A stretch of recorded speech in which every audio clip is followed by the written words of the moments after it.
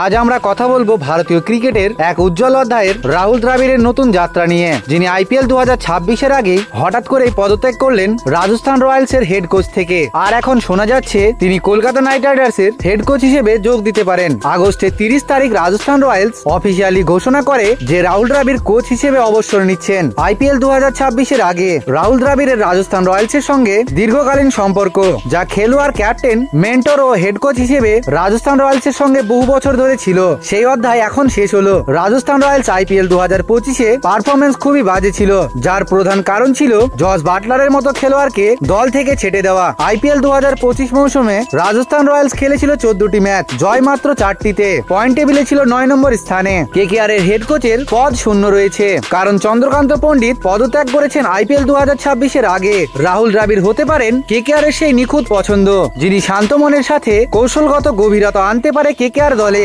এমনিতেও KKR IPL 2025-এ তাদের performance খুব একটা ভালো ছিল না। আইপিএল 2024-এ কেকেআর এর কোচ ছিল গৌতম গম্ভীর, তখন কলকাতার পারফরমেন্স দেখার মতো ছিল।